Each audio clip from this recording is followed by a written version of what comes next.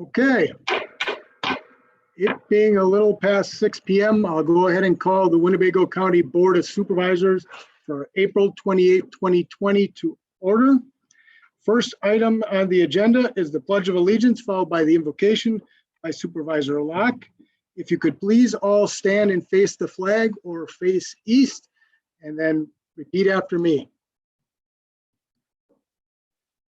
I pledge allegiance to the flag of the United States of America and to the republic for which it stands, one nation, under God, indivisible, with liberty and justice for all. Now will be followed by the invocation by Supervisor Locke, and I'm going to unmute everybody. So if you could please be silent while I unmute it for the invocation. Yeah. Please go ahead, Supervisor Locke. Go ahead and mute all. Apologize.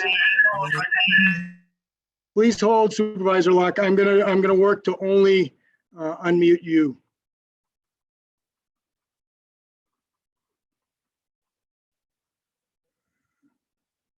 Unfortunately, I'm gonna have to work. Okay, I'm gonna have to unmute everyone. Please go ahead, Supervisor Locke.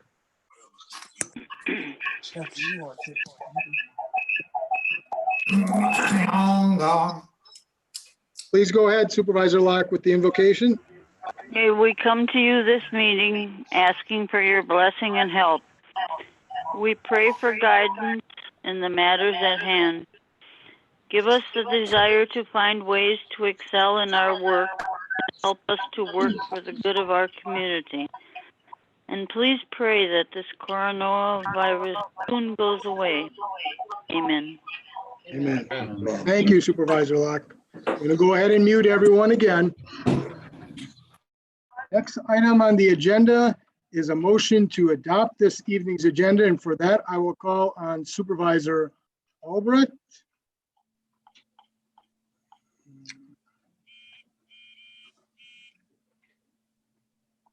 I'm going to go ahead and unmute all. Please go ahead, Supervisor Albrecht.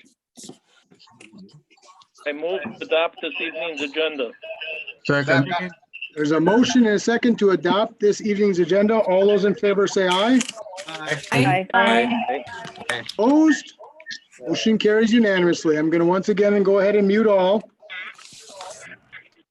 Now we are in a time on the agenda in which we allow an opportunity for anyone from the public to speak on anything on the agenda this evening or anything under county jurisdiction. Is there anyone who wishes to speak this evening? I'm going to go ahead and unmute all. Is there anyone who wishes to speak this evening? If you could please raise your hand.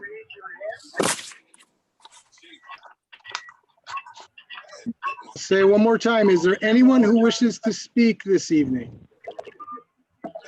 On anything on this agenda or anything under county jurisdiction?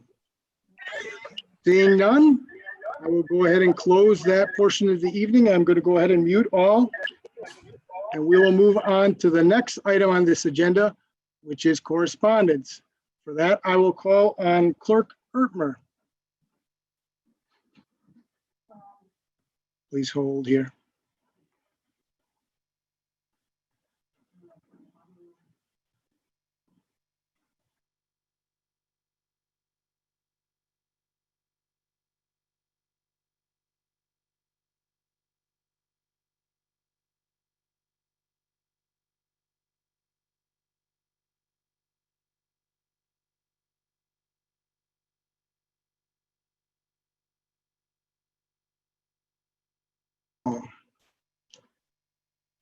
Okay. Okay, now you can go ahead. Please go ahead, Clerk Ertmer. Okay, all right. We have a notice of claim from Heather and Steve Ebert for damage to their dock caused by a highway department grader. We have zoning petitions, Matthew Potratz, town of Nakaimai, and Patrick J. Brennan in the town of Algoma. Resolutions from Eau Claire County. First one is supporting the commitment to veteran support and outreach, and that is referred to the Legislative Committee. And a second from Eau Claire County requesting the Wisconsin Legislature act to protect refugees living in the state of Wisconsin, also referred to the legislative committee. And just back to the zoning petitions, I should also note that those will be forwarded to the planning and zoning committee. That's all. Thank you, Clerk Ertler. I'm going to go ahead and mute you and move on to the next item on the agenda, which is reports from committees, commissions, and boards. Are there any reports from committees, commissions, and boards? I'm going to ask you to raise your flag, raise your hand. I see a couple. So first, I will call on Supervisor Gabbert. Please go ahead, Supervisor Gabbert. Thank you, Chairman. I just wanted to give the board an update on the bids for the new general aviation facility. We were able to take bids last Thursday, the 23rd of April, and we had 5 competitive bids. And as it stands right now, we are under the budget that we had. I know that's not as important as some things on the agenda, but I just wanted to let the returning board members and also the new board members to know that we are finally able to get these bids out, and BOA, Bureau of Aeronautics, worked very hard on us being able to get these bids delivered to Madison so that the 5 generals could bid them. Now they are going to be reviewed, and then we will have more information to the board in a short time. Thank you.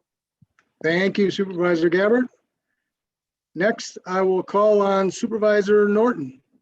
Thank you, Please go Mr. ahead. Chairman. A couple of things. First off, NACO on their website has a whole section to deal with the coronavirus, including economic impact of how it's costing counties through this era. They also are encouraging all of us to contact our congressmen and senators to encourage them that in the next funding bill that they include money to help counties and governments less than 500,000 people, which is us, to get funding.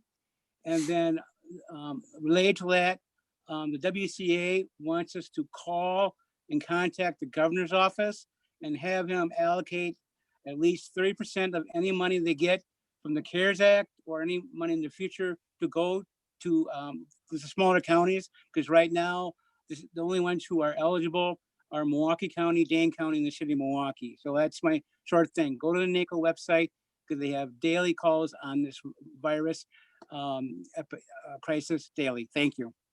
Thank you, Supervisor Norton. I'll go ahead and mute you. Next speaker is Supervisor Borchert. Please go ahead, Supervisor Borchert.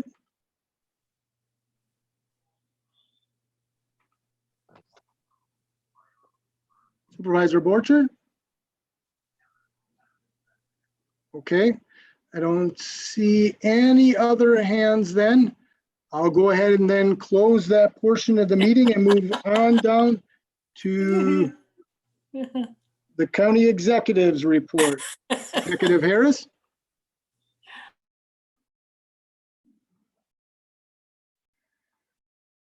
Or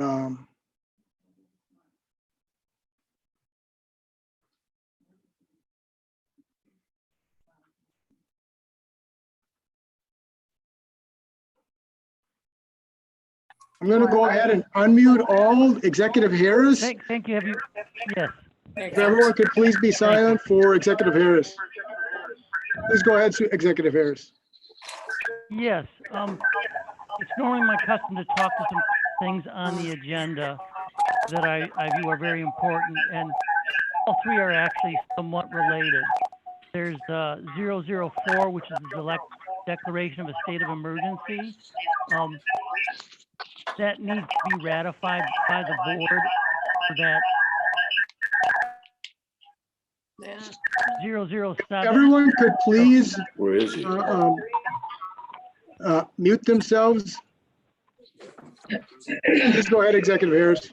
Yeah, I was saying that the 3 things I want to bring up are the declaration of the state of emergency, and that's necessary for the county to be a little bit more nimble during this pandemic event. And there's also 2 other items, 007, which is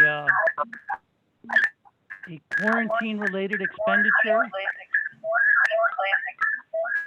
and 008, which is to hire nurses from the school Executive Harris, I'm going to go ahead and follow-up. Executive Harris, I'm going to go ahead and attempt and mute all and try a different approach for you. If you could give me a moment. Okay. Okay.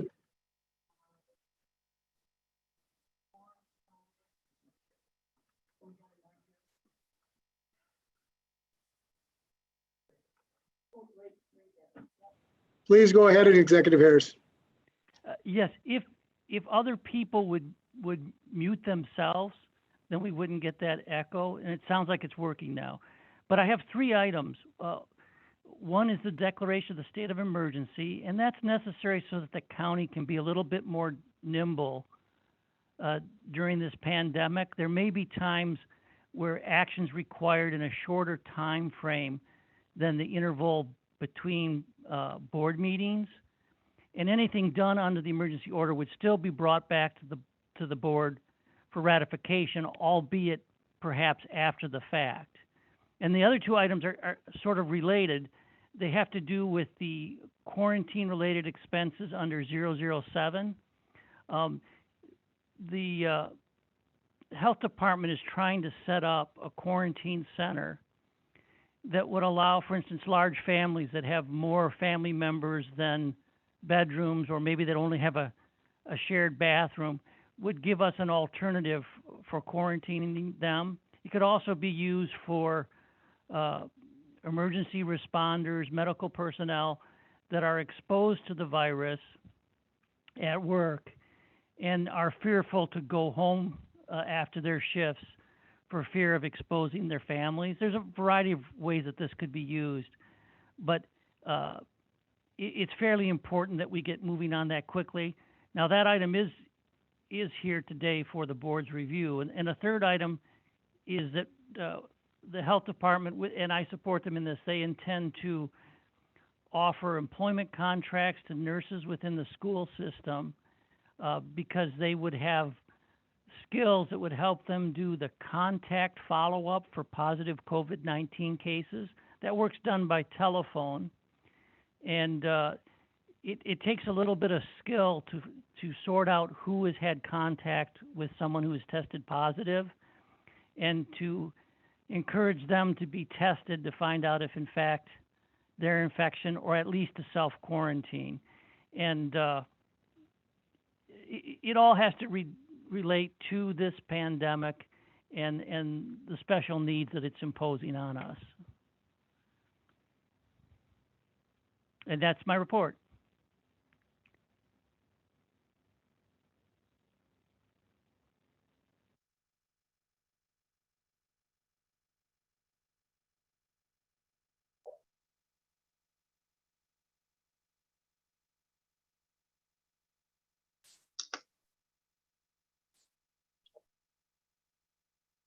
Am I on? Am I on? Yes, you are on. Please go ahead. Okay, I have a point of order. Please go ahead. We didn't take roll yet. We do have a quorum.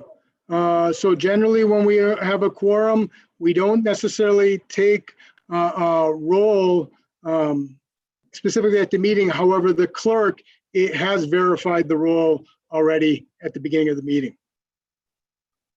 Well, I would suggest for future virtual meetings that we don't dispense with this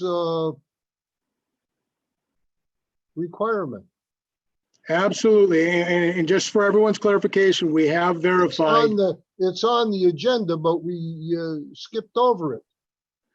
Well, just to clarify, we did have the clerk verify the individuals at the meeting at the start of it, but we'll take it under consideration for future meetings, Supervisor Arison.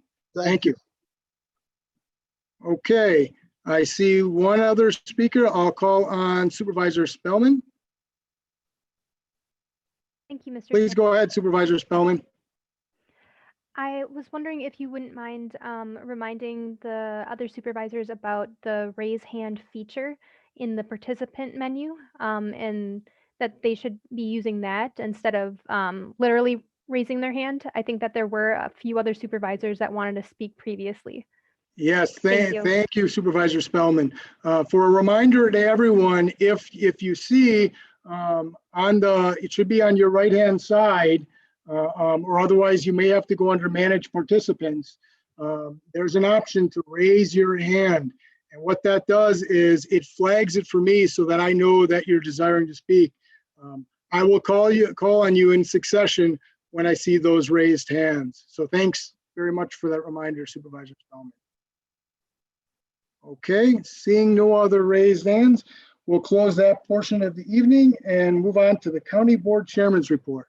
First, just one kind of housekeeping issue, just so you are aware, when you all are on a meeting like this, if your iPad does not list your name and your image is not showing, I'm unable to tell who you are for those individuals. So if you've seen me stumble at first with those, that's because we're trying to ascertain who is at a specific number listed as a guest without an image. So we're working to clarify that with a number of them. But if you see me stumbling a number of times, that's the reason for that. And just a couple of other items. First, normally the first Tuesday in May, we have a special orders meeting. We will not have a special orders meeting on Tuesday, May 5th. So that would normally be next Tuesday. We will plan to have a regularly scheduled business meeting like we typically would be in May, which would be Tuesday, May 19th. And just one other final clarification so everyone's aware. Of course, normally we would have our county board tour the Monday before our business meeting in May. But because of the situation, we will hold off on having that county board tour. We will consider postponing and having one in the future when the situation improves. So just want to make sure everyone was aware of that. And did want to let you all know of some unfortunate news. One of our former supervisors, Supervisor Tim Hamlin, unfortunately passed away recently. I think a lot of you on the board worked with him on this board. He had a very extensive resume of service in the community. He was the public services director, public works director for the city of Neenah for 32 years, actually. I had the honor of working with him not only on this board, but I actually had the honor of working with him on the Neenah City Council as well. And he was an extremely knowledgeable individual and just very easy to work with, and certainly he's going to be missed. So I just wanted to let everyone know so that you are aware of that unfortunate news. But he certainly leaves a wonderful legacy to all of our communities. So I just wanted to make you all aware of that. And then I believe there's Supervisor Ellis has a comment.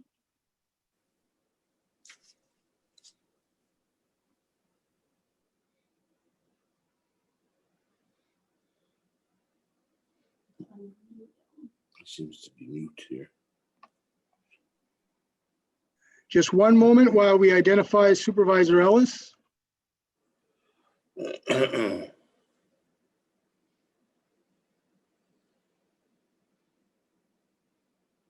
See Andy Buck in the middle with that big flag in the middle. That's kind of.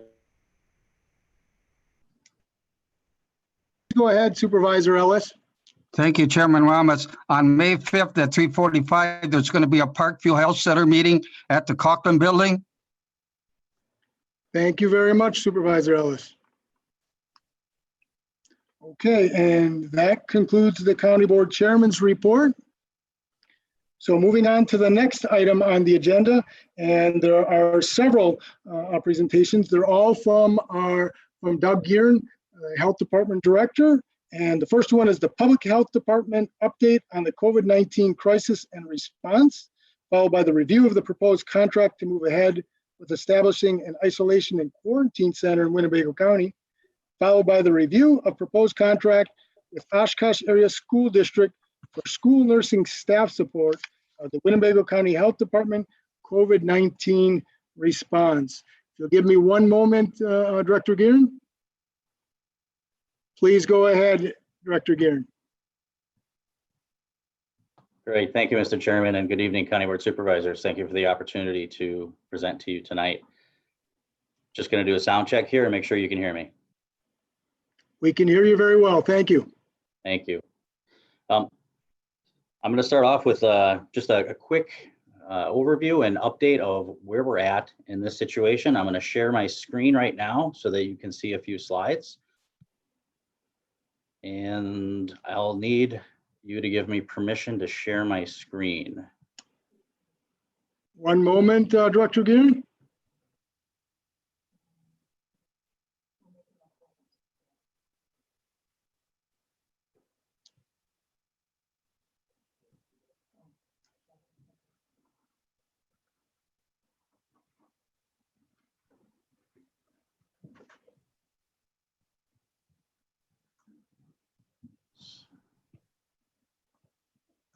So there should be a way for you to give me permission to take over the screen.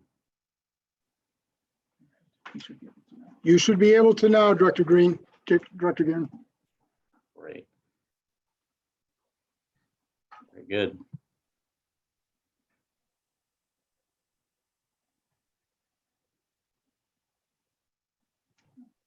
Great, thank you. Very good. Please go ahead. I'm going to minimize this so you can see the whole screen. There we go. Great, so thanks once again. Here for just a quick update on our current situation.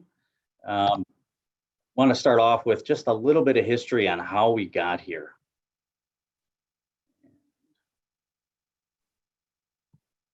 Looks like, there we go.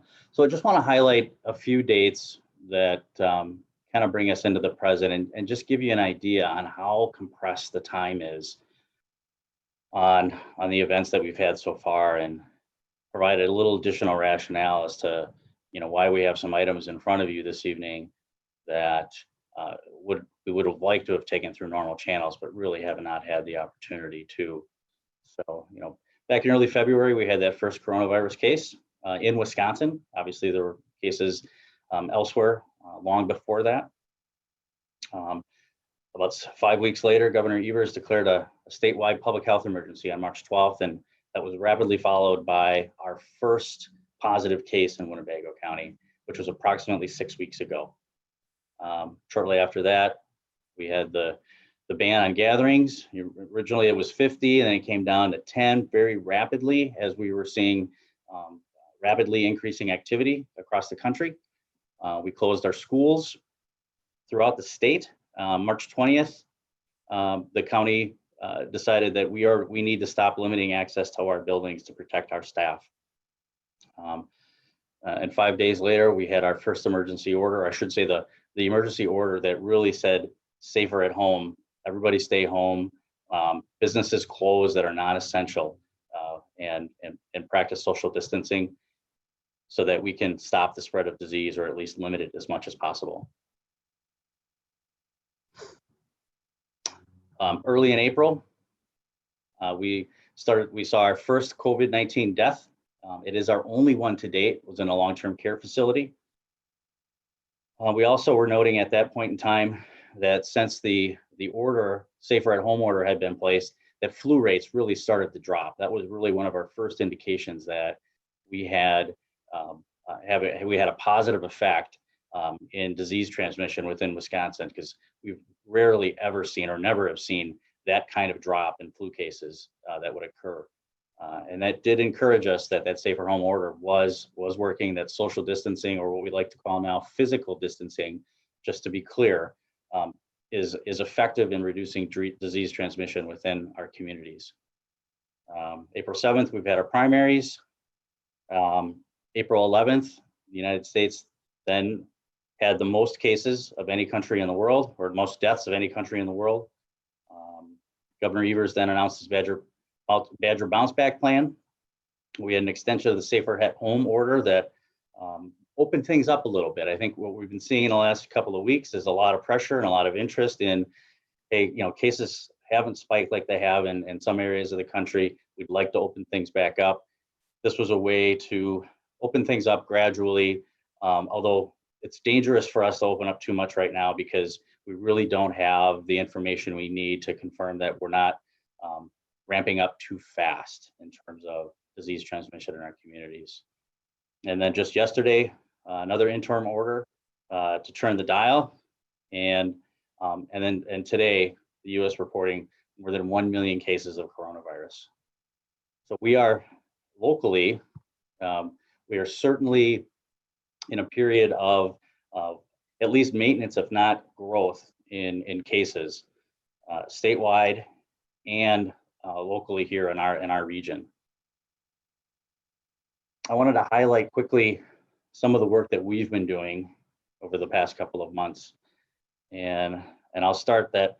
We've transitioned the majority of our staff from their normal workload to working on COVID. Few operations remain as they were prior. Actually, no operations remain as they were prior.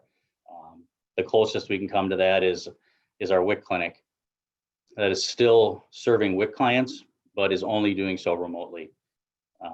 Pretty much every other area of our operation has been brought into the COVID response one way or another. One of the most important things that we do, and the piece that we start with every communicable disease investigation, is identifying cases and doing contact investigations. This is our very first line of defense, and it is our best opportunity to limit the spread of disease within our community. This is all about testing, identifying cases early, interviewing those cases, identifying their contacts. This is, communicable disease kind of 101. This is what we do day in and day out. And in this case, we're just applying it to COVID in a much larger scale. We normally have 4 staff and 1 supervisor that work in our communicable disease unit. And this portion of their job is roughly 70% of what they do. We have other communicable disease functions within that division. And we currently have about a dozen people doing contact investigations. They're not full-time necessarily in all cases, but we've mobilized that many staff to help with the investigations to date, and we're definitely in need of more to be ready for any kind of a surge. Next is our surveillance and data analysis. We can only respond to this outbreak if we understand it. We need to understand the data, the trends, so that we know what we need to put in place in terms of protecting the community. In this situation, in this pandemic, you've all heard, social distancing, physical distancing, and this is a strategy that's very effective in large outbreaks that are respiratory based. And if we can understand where the disease is, how it's being transmitted, what those trends are, it gives us more information on how to appropriately respond and how much resource to put into that. Public information and education is another big component. We do a daily situation report. I'll give you an example of that later. We communicate through social media. We communicate with the media. We routinely update our website. We do a special situation report for first responders and for law enforcement. We do a lot of, and moving into our next section here, is we do a lot of consultation. So we're in the Oshkosh EOC. We're represented when requested in other communities for information presentations. We're working with a wide variety of partners in providing guidance on COVID. Everything from, just within Winnebago County and, what happens when a staff person travels to, what are the precautions that we need to have in a homeless shelter. So there's a lot of different pieces that go into this that we can provide advice for. And in order to help us do that, we set up a hotline. We've been running a hotline for about 5 or 6 weeks now. And that helps us understand what types of questions the community has. It helps us develop content for our situation reports. 211 also is another great resource for us that we use. And we get reports every week from them about what types of calls have come in from the hotline, so that we're pushing out the information that we think people need most. Isolation and quarantine, obviously we'll talk a little bit more about this later, but the tools of isolation and quarantine are really central to disease control. We operate under primarily what we would call voluntary isolation and quarantine. And by isolation, I mean that someone has developed disease and they are capable of transmitting it to someone else. If you voluntarily isolate, that means that you're ill and you are isolating yourself at home, away from others, and away from others within your home to prevent transmission of disease to another person until such time that you recover from that illness. In the case of quarantine, that means that you've been exposed to someone, or that we reasonably feel that you've had an exposure to someone with disease that might result in you developing the disease yourself during what we call the incubation period. Again, when someone's been exposed, we ask them to voluntarily quarantine. And that works in 99% of cases. We do have situations where people are unable to isolate or quarantine or may refuse to. In those situations, we do have to issue orders.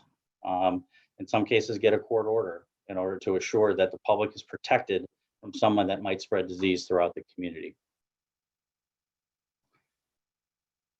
The second part of that isolation and quarantine, beyond the voluntary ordered and court-ordered isolation, in this case, is providing a place for people under the Safer at Home order that they can stay and not reasonably infect others.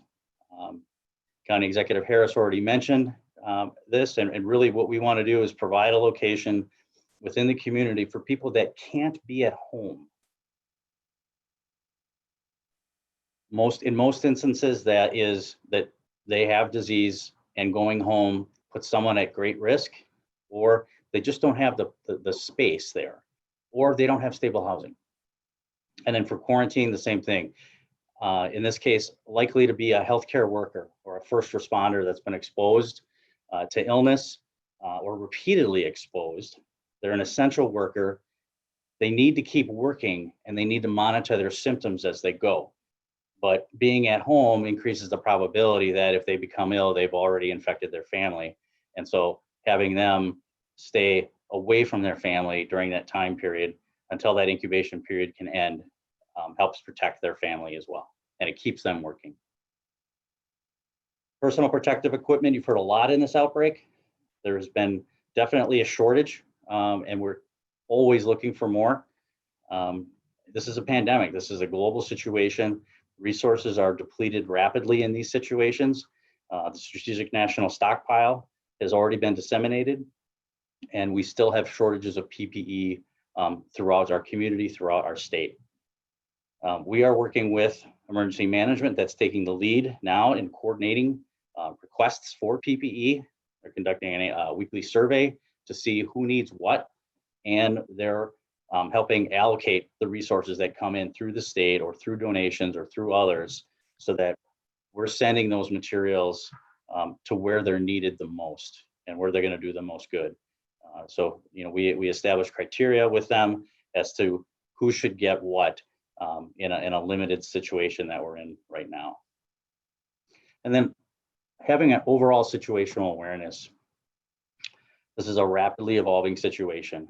It takes a tremendous amount of time just to keep up with the research, the information, the dissemination of information to others, training our staff, taking calls with and learning from and partnering with the CDC and the Department of Health Services.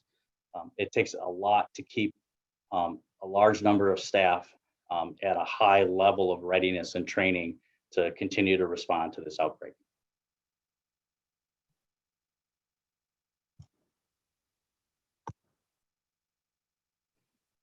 This is an example of our dashboard, and actually, what I'm going to take a little diversion here and take you to our situation report. So first, this is our health department website. This is where the county links to COVID-19 information. You can see that on this website, this is where our situational updates are. This is where we archive all of our situational reports and then have links to other resources that are very helpful for the public. They're actually helpful for our staff too, to have them in one place like this. Every day during the week, we put out a COVID-19 situation update. And actually we put out 2 of them. I'm just going to show you the general public one here today. Another one goes out to our first responders, our healthcare providers, long-term care facilities, et cetera, with information very specific for them. This is pushed out through Constant Contact, and you can subscribe to this, so you don't have to wait to check the website during the evening. You can have it pushed out to you if you're on our mailing list, and at the bottom of this, there's a place for you to go ahead and sign up to receive it. The other thing you can do is follow us on Facebook. We push this out on Facebook every day, and you can get that just by liking our page. So you can see current information about what's happening. You can see we're up to 45 positive cases right now. I think at the end of March, about 4 weeks ago from today, we were at about 12 cases. So we've had a lot of growth in the past 4 weeks.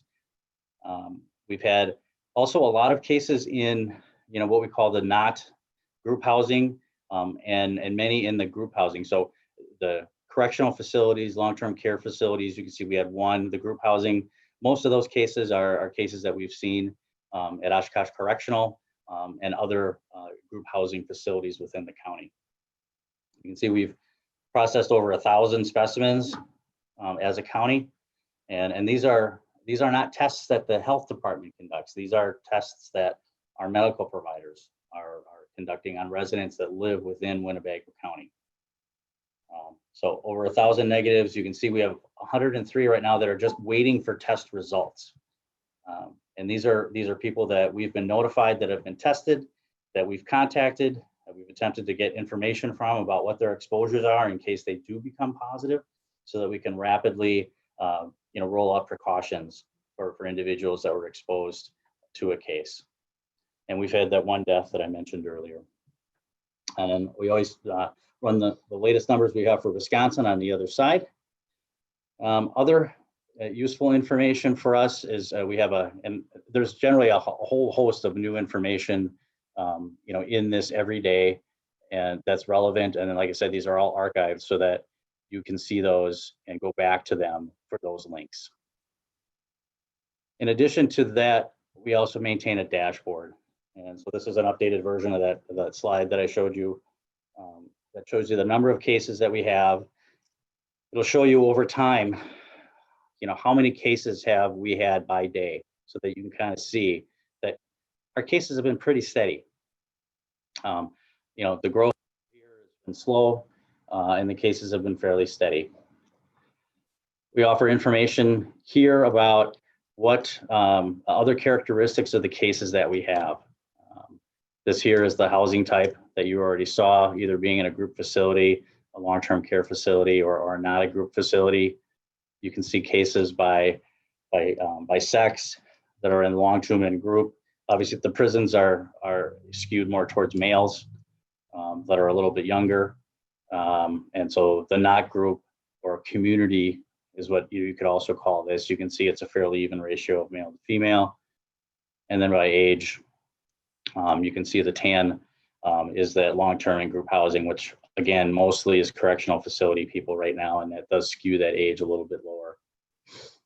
We've also recently launched a map so that you could see where, what the case rate is of cases. So this is not the number of cases.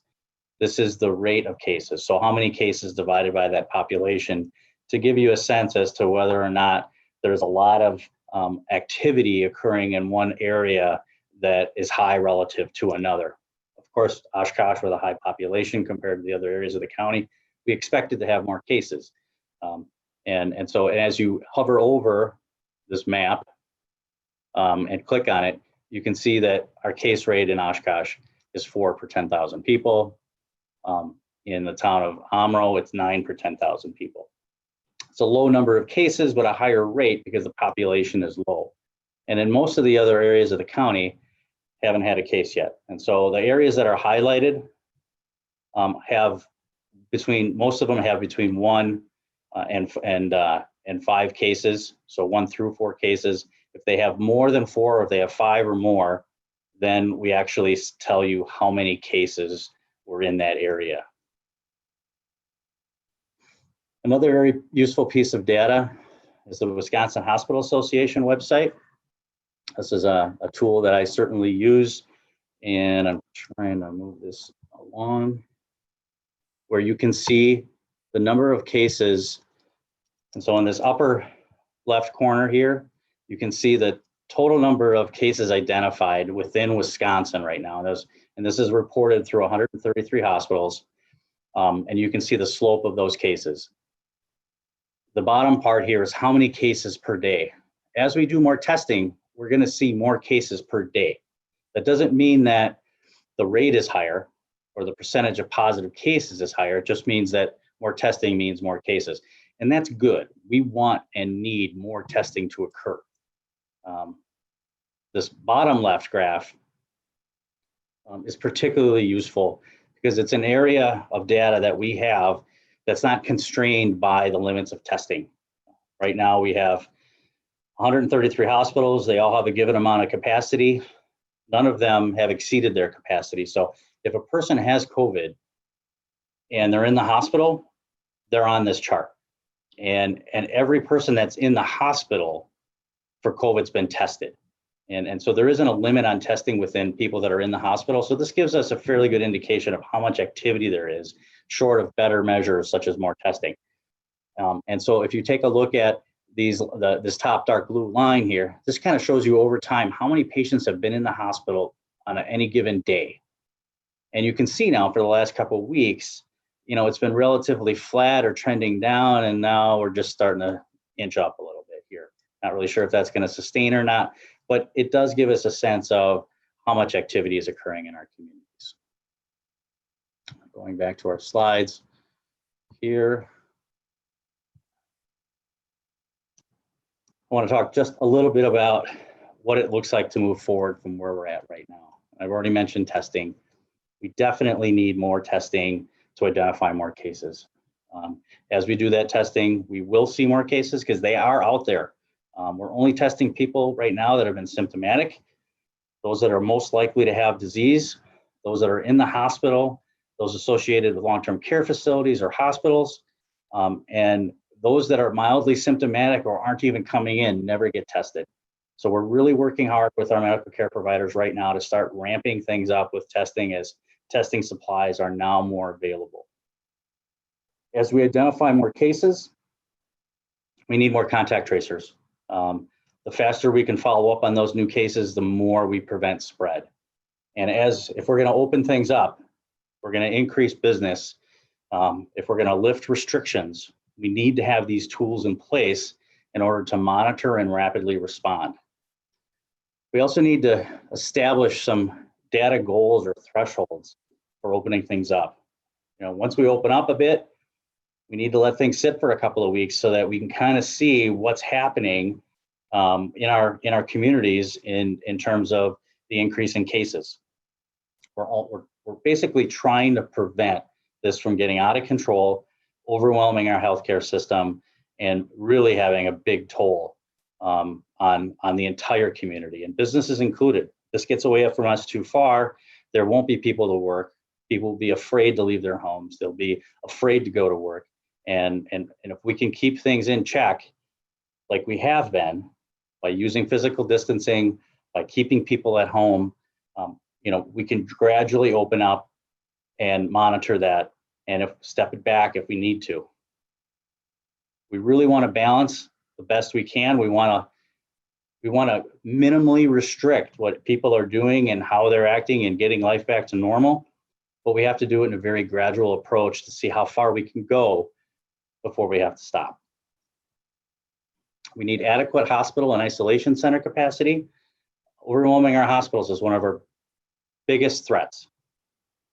If we overwhelm our hospitals, we won't have the resources it takes to help those people that become most ill with COVID. those people won't get the care they need and they won't recover. Isolation centers are a bit of a relief valve for that. It's also far more cost effective to put someone in an isolation center than it is to leave them in the hospital. And the isolation center is there, and Mark Harris already explained to us that, you know, those centers are there for people that can't go home, but they don't need to be in the hospital. These are people that don't need medical care that would go into these centers and free up bed space in hospitals so that they can continue to do their job.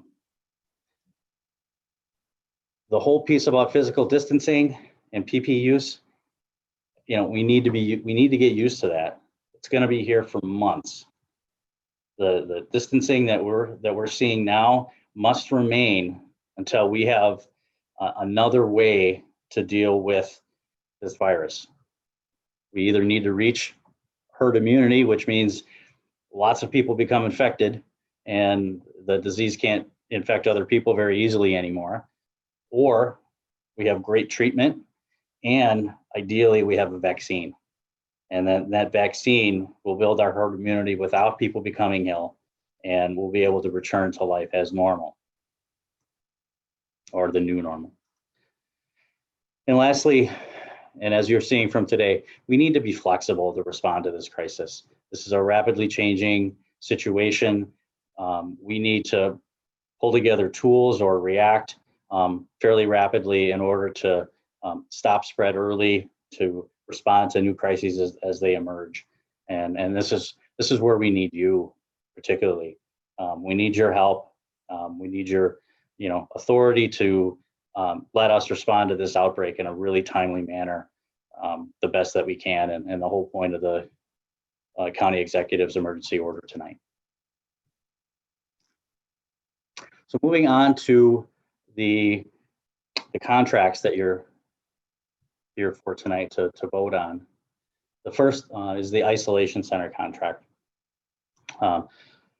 This is a hotel in Neenah. We explored a number of other options for the isolation center. This really was our best option to date, and I really want to commend the facility for really stepping up and being a community partner. There are not a lot of facilities that are willing to take patients that they know are infected with COVID and bring them into their facilities. We have worked with them to create plans and assurances about how people will move in and out of that facility, how they'll be treated when they're there, how we'll clean up after we're gone. And this facility is really providing a community service in allowing this to occur. Right now, we have up to 2 floors in that facility that we can use, and we can expand if we need. The people that would stay there, just in a review again here, are people that can't be at home, but they need isolation or they need quarantine. Right now, there are less than a handful of people that I'm aware of that are currently in the hospital that actually need a place to be like this. We're not intending to open it until we have sufficient need to actually do so. We want to make sure we use our resources wisely, and we want to, and this is all done in partnership with our area healthcare providers. You can only enter this facility if you're referred by a healthcare provider or directly by public health for another reason. Who's paying for it? Right now, we can bill all of our expenses for this to the Department of Health Services. There is already a contract in place that allows us to do regular monthly billing for the duration of the governor's declaration of emergency that goes through May 11th.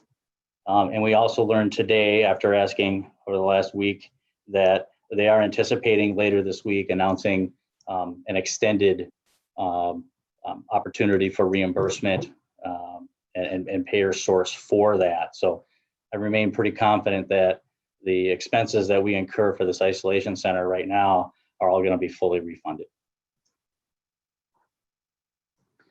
The other contract that we're looking at tonight is the Oshkosh Area School District Nurses Contract. I mentioned earlier that our first line of defense and our best opportunity to stop spread is contact tracing. We can identify cases early, have people stay home, let them know right away when they have the likelihood of transmitting this disease to others. We can help prevent spread. We've already mobilized a good section of our workforce to do this. We've hired additional staff, temporary staff. We've hired retired nurses to help us out, and also with our regular workload that still goes on during this. All the other diseases have not stopped. Why are we choosing the school nurses in addition to others that have either volunteered or that we've hired on as a temp? It's a group of staff, 10 to 12-ish, I believe, in number, that are currently available because schools are not in session. And these are people that have the skills that we need to rapidly train up and start quickly. We want to have the workforce trained up so that we can pull them in as needed as testing increases, and then we have more cases to follow up on, or if we have a surge.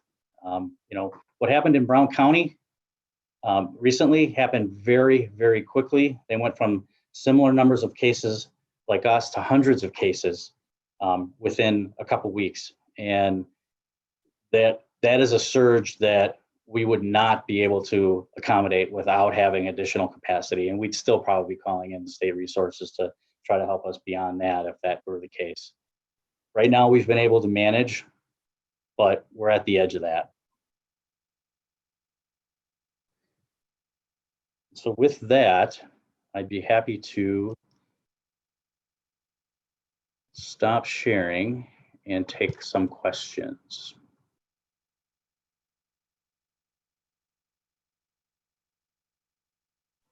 Okay, we're going to begin to open it up for questions. I see several hands raised. First, I'll call on Supervisor Defferting. Please go ahead, Supervisor Defferting. Thank you, Mr. Chair. Are you able to hear me? Yes, we can hear you well. Thank you. Okay, thank you. First off, I wanted to say that I know that you've, this is to Doug Guerin, that you've made a presentation in front of the city of Neenah last week in regards to this. And from what I understand, and I spoke with Alderman Boyette, and I've also, of course, contacted Supervisor Spellman, who's also on the Neenah City Council, that thus far, nobody's been from the city or the mayor has been contacted in regards to renting these rooms for in downtown Neenah.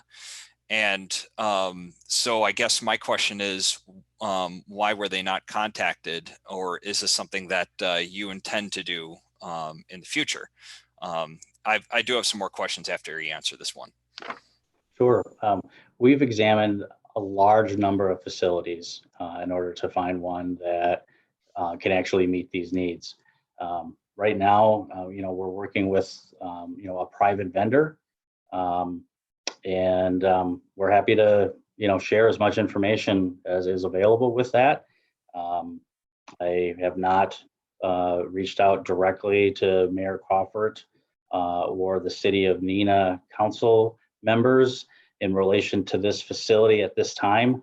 We're certainly still, still in the planning phases of this, and I'm happy to share more information. I think, a big part of this has been that the facility itself has been working with us and really expressed a desire to, keep this, keep this from hitting the media or keeping this being, being very highly visible until such time that, we were able to negotiate, a final contract. So I think out of respect for that facility and just the sheer volume of work that we're doing, I have not reached out, and so I'm happy to provide more information, and we'll plan to do that at your request, Brian.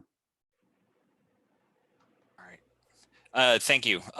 Yeah, I was going to say, if we're going to be going forward with this, I definitely think that we need to have contact with the city first and have compliance, full cooperation and compliance with them. Yeah. Because I don't want to supersede what them, you know, and just kind of go around their back. Yeah, and I agree. And just so you do know, I mean, I have contacted the police chief, and I have shared information about this in the Emergency Operations Center with Mina Menasha Fire. And so it's not that we haven't pulled in some key NENA players on this in order to try to help understand capacity and help plan what resources might be available. But I did not reach out directly to Mayor Crawford on this particular issue.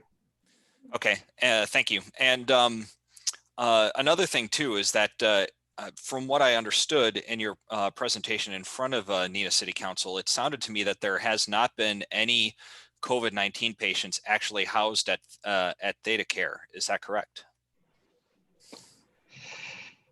I couldn't tell you that right offhand in terms of I'd have to look at the numbers. And I do have access to that. I couldn't tell you right offhand which patients are in which hospitals at this point in time, whether they're there as confirmed cases or suspect cases. But we certainly can get that information. Okay. Yeah, I would certainly like to have that information if we're going to go forward. And I was told that that actually the CDC took some of the testing supplies from from Theta Care and brought them to more areas that were actual hotspots. Is that correct? We do know nationally that testing supplies have been diverted to areas of greater need. At this time, however, testing supplies appear to be available, although it's a very complex situation. Different healthcare systems use different labs and have different processes and need different reagents and different testing supplies, and may have limits as to how many tests they can send to any given laboratory. So it's a pretty complex situation that we're really trying to get a better handle on. And in the last couple of weeks, we've been looking to see how do we better support more testing within this community. Thank you. And one other thing too is that it appears to be that it seems to be that Wisconsin, the state of Wisconsin, has indeed been flattening the curve, so to speak. And according to the University of Washington's Institute for Health Metrics and Evaluation, which means, of course, obviously that when you flatten the curve, of course, the virus will still be present, but at the same time, we'll be able to at least have the supplies needed. And, in your personal opinion, do you really think that we're going to see an uptick in COVID-19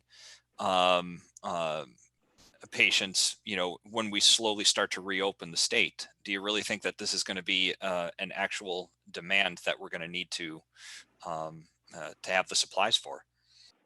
I do think that we will see an uptick. If you think about it, the percentage of our population that's been infected to date is a very low percentage. Probably without great testing, it's hard to know, but it's probably less than 5% for sure. That means that 95% of the people in our communities are still vulnerable to this virus and can still be infected with it. That can get out of control very quickly. And we've seen that, in Milwaukee, in Rock County, in Brown County. It doesn't take much for, one person in the right environment to infect 10 people. And if that environment is the same, those 10 people can affect another 10. And we can have a very, very rapid increase in a very short period of time by opening things up. And that's why we're trying to be so cautious and a stepwise approach, establishing measures, having testing availability here, and then having the ability to manage surge as those cases rise. I mean, if we'll be most successful if you don't see that. We don't want to cross the threshold where we, start to lose control of this. And this is all about trying to maintain control, drag this out, not overwhelm our resources, give us more time for treatments, give us more time for vaccine development, and not overwhelm our resources. Thank you. I noticed too that when I spoke with Sheriff Motz today too, he said that it appears that the jail and all of their staff actually have a pretty good supply of PPE. And obviously they don't have, they can't test people that are coming into the jail, but they can bring people to the to Theta Care under certain circumstances if they are showing symptoms. But it sounds like that they're actually in pretty good shape when it comes to PPE. What other areas in the county do you think that we will need PPE? Do you think that we will have a shortage, and where in the county do you think that we would have that shortage? I would say in general with healthcare, we have a shortage now, and we will continue to have a shortage. There are many facilities that are using PPE in a way they haven't in the past. They're trying to prolong their PPE use. They've explored recycling PPE. So the amount, if you try to go online right now and try to buy an N95 mask, you're going to have a very tough time doing it. They're not available. If they are, they're outrageously priced. And so those materials are very scarce right now.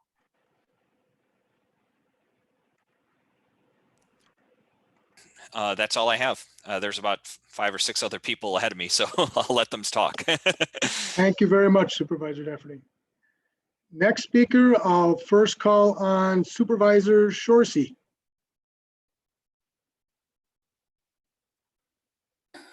Please go ahead, Supervisor. Can you hear me? Yes, we can. First of all, Doug, I want to compliment you on the way you very effectively managed this whole crisis and your communications. It's very much appreciated.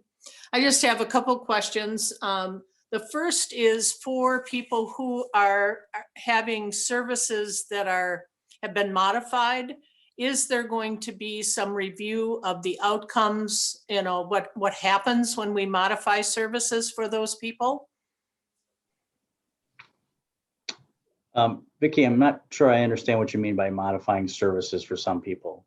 Well, WIC, for instance, when you're doing telemedicine or, doing things that used to be one-on-one, when you're doing it, over the telephone or internet, that sort of thing.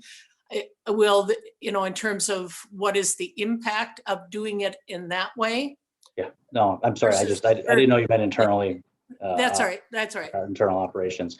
Yeah, Yes, we're learning a lot. I mean, we're having staff work off-site that have never worked off-site before, at least routinely. We're pushing technology in ways that we've never done it before. We're certainly finding efficiencies. WIC is one of those areas that we've already been striving to try to reduce the need for as many in-person visits as we have. And this is really showing, our staff, our state and the feds that we can do some of that. We can do a lot of education remotely and not have to have people come in to get benefits. And likewise, in the rest of our programs, that we can have staff work, very effectively and sometimes more efficiently at home, a couple of days a week than if they're in the office every day. So, we've definitely, have some areas that we need to learn more. It's been a slow learning curve in terms of all the new technology and things like Zoom. But it's really, it's going to forever change the way we do some of our business. Yes. So thank you for that. And then my second question, I was on Israel site today. I'm going to start watching there because I hope to take a trip there in the fall. But and I know that South Korea and some other areas have used the GPS tracking for contact tracking. Is that something that is on the radar of the US or even the state of Wisconsin, where we can, it seems to be very helpful in identifying people who have tested positive and where they have been? Is there any discussion about that? Yeah, we're learning about it. There has been no discussion about use of it within Wisconsin or at that state level. Okay. The So it's not, some of that not on the technology, radar. yeah, and some of that technology, may be difficult to implement in the United States, especially when it comes to tracking people's locations. Yes. Independence. Thank you. Thank you very much for your work. Thank you, Supervisor Shorsey. Next speaker, I will call on Supervisor Binder. Please- Hi, can you hear me? Yes, we can. Please go ahead. Hi there. I just, like a couple of weeks ago, one of my friends actually went to the hospital to get tested. He went to work, works for a large manufacturing company in Outagamie County, lives in Winnebago County. He had 103 temperature, difficult breathing. He went to the emergency room and testing wasn't available. I mean, the numbers that we're getting aren't real numbers, because if you go there, I know two people that basically met all the criterias and they said testing isn't available for the average person. They send him home, quarantine him for 14 days. Yeah, he got better. You know, he's back up with the family. But when is Winnebago County actually going to have sufficient testing so that we can get these people tested in a reasonable amount of time? I mean, I see on the president's report, they got tests that give you a result in an hour. And we got cases that basically they take 2-3 days or longer. When are we going to get the testing that this county deserves? That's that's a very complicated answer. Again, when we send things to the state lab of hygiene that are high priority, we'll have a result in a day. Some of our healthcare providers are using other labs, and the turnaround time, because of shipping and testing, may take multiple days. If it's a lower priority specimen, it may take multiple days. So the priority and where that testing is done will dictate how fast that gets done. It is improving, and it is an area that the state is focused on, that our healthcare providers are focused on. And it's an area that we're trying in public health, that we're trying to help facilitate. It's typically not a public health function to do that testing, but we're certainly partnering and working the best we can to try to improve that situation from all sides. Because what I get from people is our numbers aren't adequate. They're not telling the true fact. Because I know two people that basically could have had it, and they would have liked to know if they had it, and they weren't available to get a test. So like we have 45 cases, and personally, I mean, I don't know that many people, but I know two people that couldn't get a test. So the numbers that you're giving us today really aren't factual numbers, because most people that go there, they have 103 temperature, difficult breathing, their bones ache. He went to work, worked 2 hours, he felt fine, and he couldn't do it no more. He went to the hospital, went to the emergency room, no testing available. So I guess what I'd like to do is either somewhere we got to talk to the governor or somebody, but we got to get adequate testing so that we have factual numbers of how many people are really infected in Winnebago County. Because I know for myself, if there's 300 people, I'm going to be a lot more careful than if there's 45. So whatever you can do to help us with that, I'd appreciate it. We're definitely working on it. And I guess I would urge you to think about this. I mean, we are trying to get people tested. If you were to look at influenza, for instance, and how many people get tested for influenza, it's quite a few, but there's still largely, a very, very large number that are never diagnosed. In this case, we would expect that even with increased testing, we're going to miss people until we can have really, really high levels of testing. So those that are asymptomatic will never even go in for a test, so they'll never know that that they have been infected. So fortunately, in many of those cases, though, the transmission rate we're hoping is a lot lower, and that we don't see that. What we are seeing is that we're seeing the tip of that iceberg. We're seeing the people that become very ill and need hospitalization. Those are the people that we're seeing, and once we better understand at what rate that is, in Wisconsin or in the United States, it'll give us a better idea of how many total people are actually infected in our communities. And that's why, when I showed you the data, I'm really trying to have you not rely on the numbers. I'm trying to have you rely on, what are the percentage positives from the tests that are done? What is the capacity? What are we seeing in terms of how many people are in the hospital? That fraction that are more severely impacted. As that goes up, we know that we've got more transmission in the community because more people are being infected. So we're using surrogates right now to try to estimate that until testing can get better. And I do appreciate your comments, and that's an area that we are working really hard on right now. Thanks. Thank you, Supervisor Binder. Next speaker, I'll call on Supervisor Buck. All right, kind of want to echo what Supervisor Shorsey said about the communication that you and your team are doing. It's been fantastic. Resources to share on social media and other outlets. So thank you for that. That's been fantastic. Supervisor Binder kind of asked some of my questions, more pointed towards rapid testing. I have a wife on the front lines of this and telling me that, some capacity of rapid testing, but nowhere where we need to be. I guess talking with the hospitals and the county, how many rapid tests do we have? And it sounds to me that we need a whole lot more of them, Doug.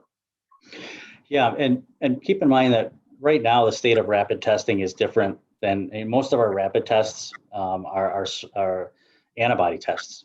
There are some that are PCR tests, but many of them are antibody tests, and those really aren't good for diagnosis. They're good for helping us know what the prevalence or how many people in our community or what percentage of our community has been impacted if we test enough people. So, without obviously getting into a lot of detail here, we need both, and I agree completely with your wife. And then one final question: what kind of infrastructure is going to be needed at the facility in Neenah, if any? Really none. In Neenah, we'll have staffing and processes. The facility will be working with us in terms of things like linens and laundry and trash, and we'll be responsible for coordinating, bringing people in, making sure that they have food, making sure that we check on them, and do symptom monitoring on them, and try to meet any additional needs they may have at the facility. So it's a partnership, and the additional resources required to run that are ones that we would bring in, and it's All really right. personnel. All right, thank you very much, Doug. I appreciate it. Thank you, Supervisor Buck. Next speaker, I'll call on Supervisor Finch.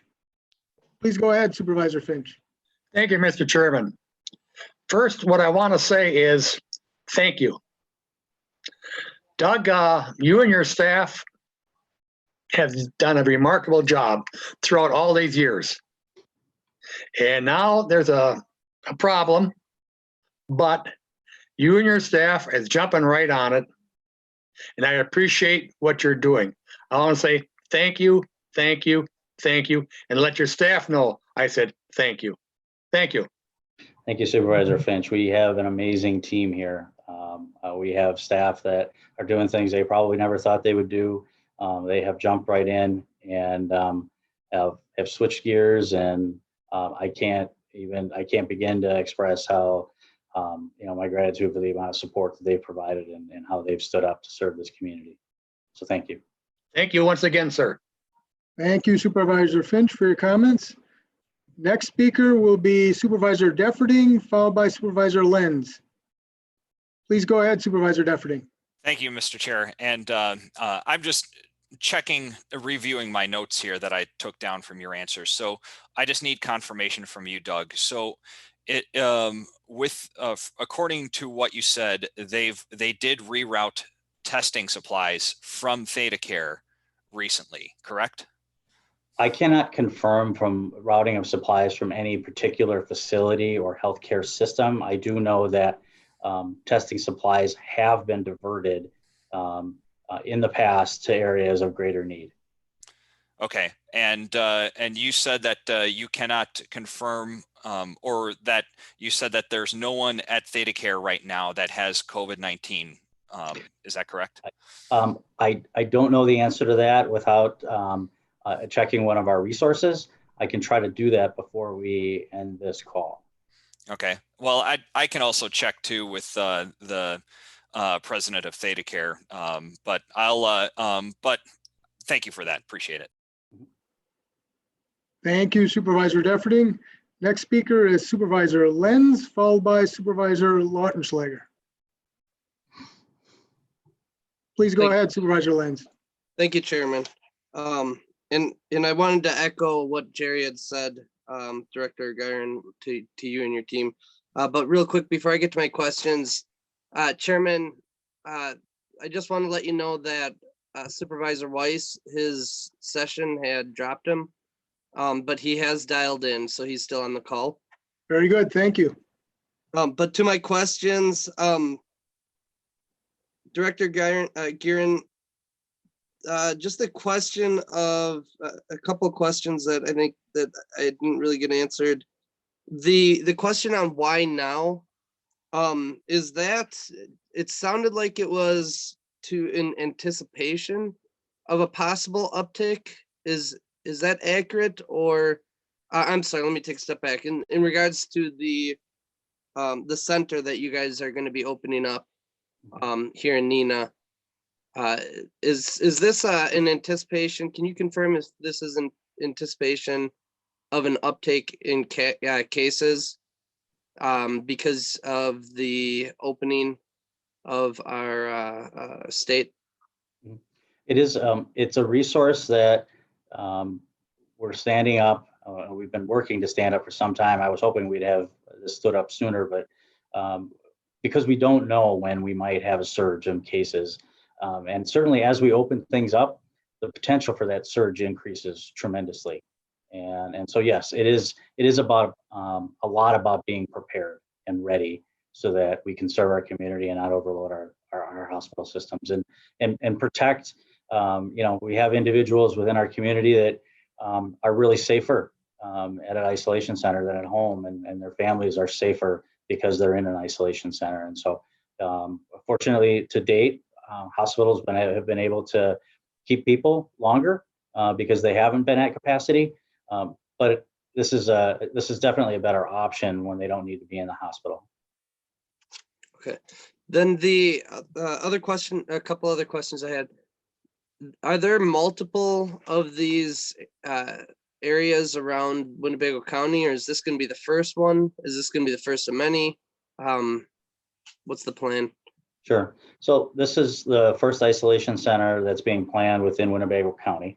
There are isolation centers around the state, Milwaukee, Dane County, Brown County, Outagamie County is looking as well. There are, I believe, additional work in many of our communities, because this is a resource that is needed and helpful if we do see a surge in cases or an overwhelming of our healthcare systems. Healthcare system capacity varies greatly from community to community, and we're fortunate here. We have, very good clinical access here.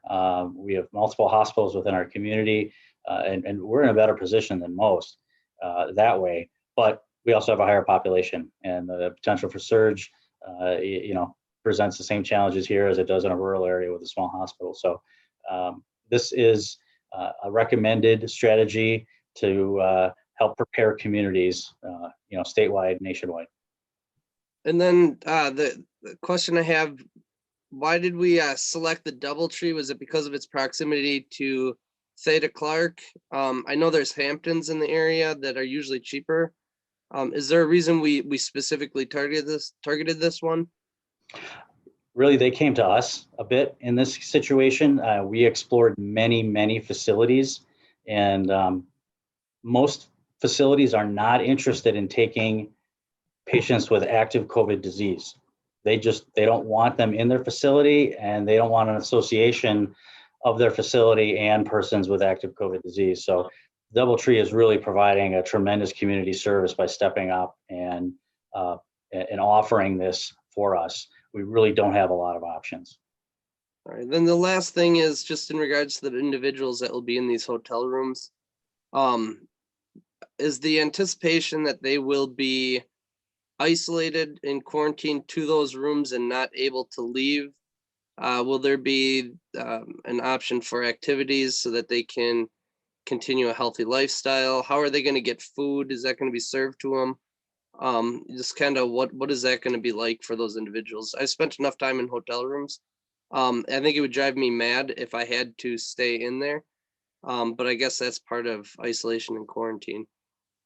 Yeah, for persons that are in isolation, in other words, they have disease, you know, we'll assess how long they need to be there based on when their symptoms develop, when their symptoms clear up. But once they're in that facility, they're in their room, and that's where they stay. Meals are provided to them. Phone calls are made to them. You know, we will attempt to you know, try to address their mental health as we can, and understand that it's a difficult situation to be in. One, it's, you know, it's a scary proposition, one to have a disease like this, and it's another to be, you know, away from your family members. Certainly, we're trying to take into consideration what you know, what that means to individuals, especially those that may have to be there, you know, for, you know, say over a week or up to 14 days.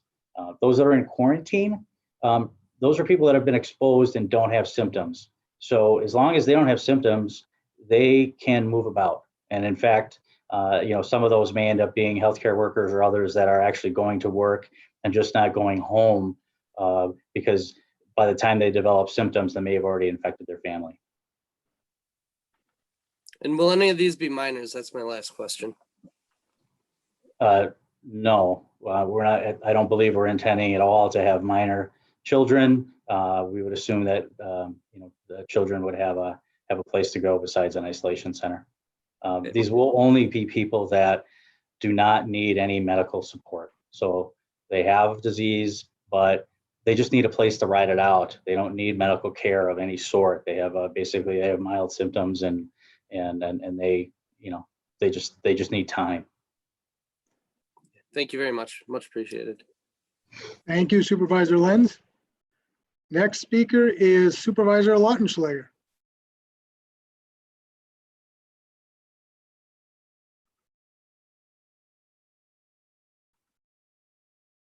Please go ahead, Supervisor Lautenschläger. Thank you, Mr. Chair.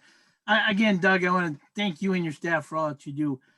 I kind of have an interesting question because last Friday I had a 6-month checkup with my doctor, and I just kind of asked him when he was going through things, could I get tested? Only because I work in the healthcare field, and actually one of the facilities I work at is a facility who had our one case in the county. And he kind of said to me, he said, why do you want to get it? And I kind of said, because just because I'm working in a healthcare facility. And he said, 2 things. I said, what? He says, do you have symptoms now? I said, no. He said, the second is, have you had a flu shot within the last 3 years? And I said, well, yeah. He said, well, then you're probably you're gonna test positive for it. And I said, why? He said, because the antibodies that were put into the N1H1 vaccine are the same kind of antibodies, and they're finding out, and I don't know if this is true or not, I don't know if you heard this or not, but he said they're finding out that those antibodies are causing a positive in the coronavirus. So I said, okay, well then I don't want it because I don't want to test positive. I don't have any symptoms. Yeah, I'll try to keep an answer brief on that. No, I've not heard that. And 2, an antibody test wouldn't have been an appropriate test to test you with. A PCR test would have been the most appropriate test for you if you had symptoms. And yes, we were only, when supplies were more limited, we were only testing persons with symptoms.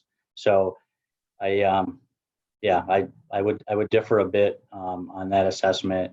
And but we'll definitely take a look at it because we really haven't done much antibody testing, and you know, and until the last few weeks, there really wasn't much antibody testing available here at all. All right, thank you. Thank you, Supervisor Lautenschläger, and I would concur with Director Gearin in his assessment there. I just want to see, are there any other call-ins in regards to Director Gearin's presentations? I don't see any more. So we'll go ahead and conclude that portion of the agenda. Thank you very much, Director Gearin, for being here. Excellent presentation, really appreciate it. So, thank you all. Okay, moving on then to the next items on the agenda, and that's our resolutions for this evening. So there are 5 this evening.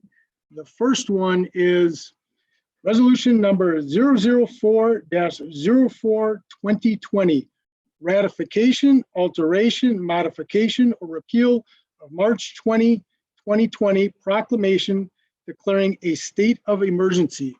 For that, I will call on Supervisor Eisen. Please go ahead, Supervisor Eisen. Thank you, Mr. Chairman. I move for approval of resolution number 004-04-2020. There's a motion and a second to approve. There was a second? Shiloh, I believe that was Supervisor Locke for the second. I'll open it up then to any discussion. If you could please raise your hand and I'll call on you in succession as you raise your hand. Is there anyone who wishes to speak in regards to this resolution? First, I'll call on Supervisor Defferty. Please Thank go you, ahead, Mr. Supervisor Defferty. Thank you, Mr. Chair. I am going to speak against this. I really do not think that we are currently in a state of emergency here in Winnebago County. I think that when the time comes, we can certainly do that. But given all the conditions and all the facts that I've heard around Winnebago County, I don't think that we're actually there yet. I think that it's certainly something where we are seeing a little bit more COVID-19 patients, but a lot of them are recovering, and it's not strong enough to the point where we're actually ushering in a lot of testing supplies here within the county. I definitely think it's certainly better to be safe, but it's not to that point where we're actually within that point where we need to declare a state of emergency. It's just not it's not overwhelming for me to vote yes on this, so I'm going to speak against this. Thank you, Supervisor Defferty. I'll next call on, I just want to make sure, Supervisor Locke, did you have a question? Shiloh, Yes. this is Susan Locke. Previous to this question, I had a thing about the dogs have it now, and can you get the virus from your dog or from a dog or cat? Okay, we'll hold off on that question for the moment, and Okay. later in the meeting, we'll give an opportunity for Director Gearin to answer that one. Thank you. Is there anyone else who wishes to speak on this resolution? I'm just going to verify. Supervisor Finch, please go ahead, Supervisor Finch. Thank you, Mr. Chairman. I am going to go along with this. I'm going to vote for this because what we're doing is we're protecting ourselves for the future. If you wait until we get into some serious problems, then it's going to be a day late and too short. I mean, you go back in the early days for the flu and other items, even got, worse. And a lot of people died on some of those cases. So why would we want to wait until it got too bad? I feel we should take care of it immediately, take care of our people. That's what we're here for. Thank you. Thank you, Supervisor Finch. I see a couple other call-ins. First, I will call on Supervisor Eisen, followed by Supervisor Shorsey. Please go ahead, Supervisor Eisen. Thank you, Mr. Chairman. Number one, I would like to address Supervisor Defferting's perspective. And that is, if you look at the state statute, you will see that irrespective of whether this is passed, the declaration of an emergency by the county executive still stands. And the declaration of emergency is typically a necessary component of qualifying for grants and getting additional dollars. And you will see that there have been additional dollars that we are tonight going to accept if we vote for it. money coming into the sheriff's department, money coming in with the other resolution that we have, I think another $58,000, and monies that are that would otherwise be channeled in reimbursements to the health department. All these are predicated upon being in a state of emergency. So whether you're looking at the fact of that there isn't an overflow of people waiting to get into the hospital, that's not really what the emergency is. The emergency is being prepared. And that's what we're doing going forward, ratifying this declaration by the county executive. It's been done in Outagamie County, and it's our turn to do it now. I support this. Thank you, Supervisor Eisen. I will call next on Supervisor Shorsey, followed by Supervisor Norton. Please go ahead, Supervisor Shorsey. Thank you, Mr. Chairman. I think Supervisor Eisen clarified these magic words. You know, it's like when you say, when someone declares a pandemic, it has all sorts of impacts in terms of what people do. And my understanding, it's the same with the county executive declaring a state of emergency. It has all sorts of implications about what we do to prepare for what looks to be an emergency situation in our county. So I will fully support this resolution. Thank you, Supervisor Shorsey. Next speaker is Supervisor Norton. Please go ahead, Yes, this Supervisor Norton. My question is for the Corporation Council. If we don't pass this, does this limit the county executive from doing anything now or in the future? And does this only pertain to the situation now, or does it pertain to what could possibly happen in the future? Thank you, Supervisor Norton. I was actually going to ask the same question to make sure she explained it to everyone. But please go ahead, Corporation Counsel. Yes, as is referenced, this is pertaining to the COVID-19 pandemic. We're not talking about something that may happen 10 years from now or 5 years from now. And as Supervisor Eisen referenced, this is essentially pursuant to the statute, putting the ball in the county board's court in terms of either ratifying it, altering it, modifying it, or repealing the county executive's March 20th order. So basically, we are just following the statute. And it's pertaining to the situation that that exists as we sit here today. Thank you, Corporation Counsel. Anything further, Supervisor Norton? Well, what if we didn't pass this? Does that mean he can't do anything? I mean, I didn't get that answer. I mean, that part of if we didn't pass this, that means he can't do anything emergency. He couldn't do things needed. We absolutely have to pass this. I didn't get that answer, and that's what I'm looking for. Okay, so that's the second part of your question. And yeah, it basically says that essentially you are gonna tie the county executive's hands if you do not pass this. Thank you, Corporation Counsel. Anything further, Supervisor Norton? No. Thank you. Next speaker is Supervisor Defferting. Please go ahead, Supervisor Defferting. Thank you, Mr. Chair. And thank you, Supervisor Eisen, in regards to that, in regards to the statutes.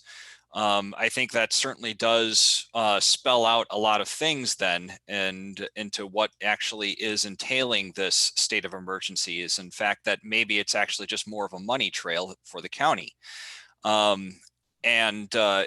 Which makes me kind of wonder what exactly this is for. Will the state of emergency actually be used for COVID-19, or can it be exploited for other purposes unintentionally? and do we unintentionally give that power to the county executive?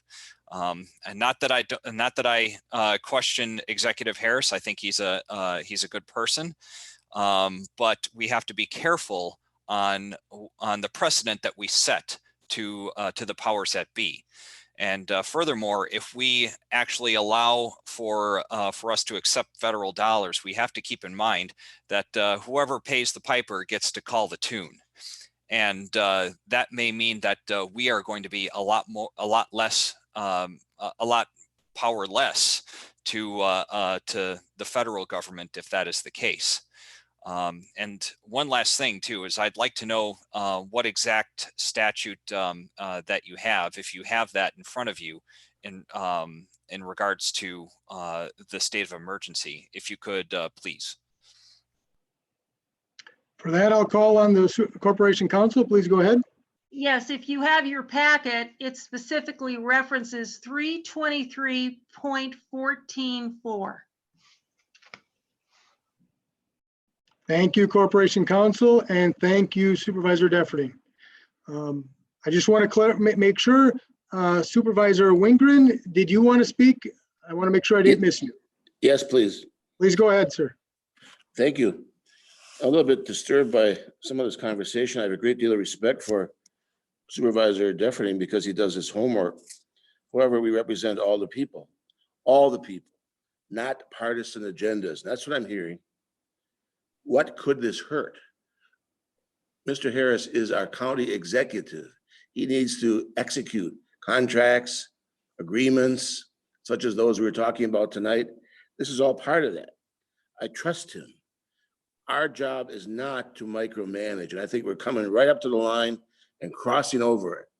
I think that there's no harm that can come from this at all, and I urge your support of this very unusual but much needed resolution. Thank you. Thank you, Supervisor Wingren. I see no other call-ins, so we're going to go ahead and go to a vote. I'm going to go ahead and unmute everybody. I'm going to attempt to do this first by a voice vote. I've unmuted everyone. All those in favor of resolution number 004-04-2020 say aye. Aye. Opposed? No. With one no, that motion carries. That required a majority for passage. Now, before we go further to the next resolution, I do want to give the opportunity for Director Guerin to answer the question from Supervisor Locke. I think I missed her call in right before we started the resolution. So Director Guerin, she was specifically asking about pets and potential transmission. Yes, there's evidence, it's limited, but there's evidence that yes, cats and a dog can be infected by COVID-19. There's much less evidence that supports that animals can then in turn infect other people, although the data is extremely limited on that. The CDC in general recommends that if you're ill with COVID, that you do treat your pets like people and keep separated from them for their health.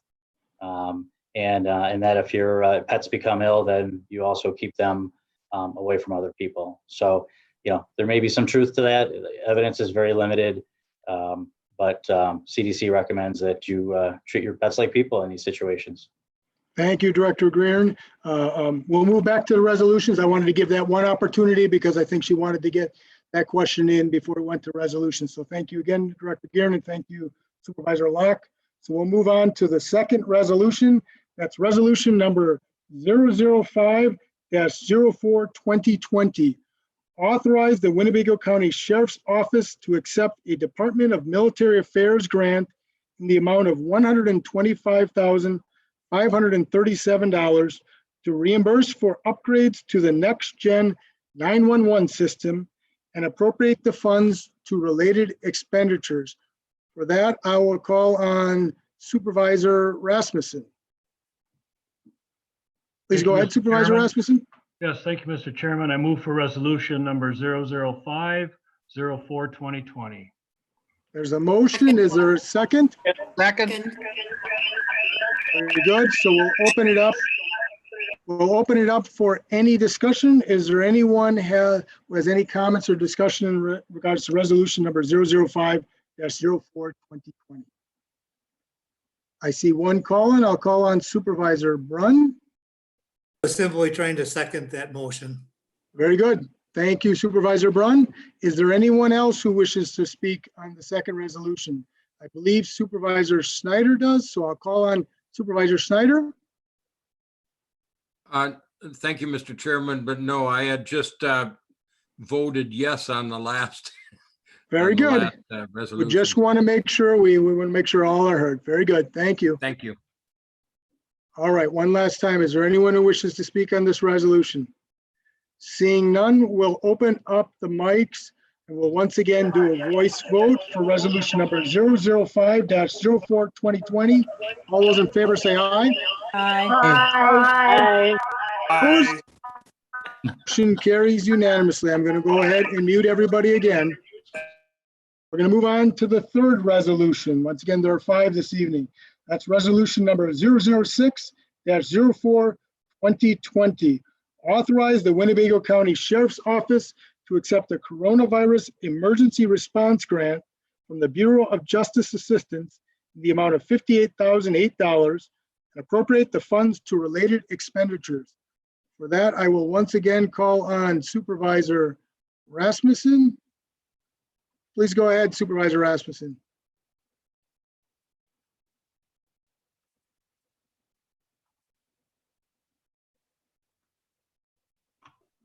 Please go ahead. I'll try that again. I move for resolution number 006-04-2020. There is a motion. Is there a second? Second. Very good. We'll open it up for any discussion on resolution 006-04-2020. Any discussion? I see one. I'll call on Supervisor Brunn. Please I go was ahead. trying to Supervisor second that motion again by raising my hand. Very good. Thank you, Supervisor Brunn. Any other discussion? Seeing none, we'll once again do a voice vote. I'll open up all the mics. All those in favor of resolution 006-04-2020 say aye. Aye. Any opposition? Seeing none, that motion carries unanimously. I'm going to once again mute everybody. Okay, moving on to the fourth resolution. That's resolution number 007-04-2020. Authorize Winnebago County to enter into a contract with Doubletree Nina for quarantine purposes. I will call on Supervisor Norton to introduce this resolution. I make a motion to move resolution 07-04-2020. Second. There's a motion and a second. I will open it up for discussion. Anyone who wishes to speak on resolution number 007-04-2020.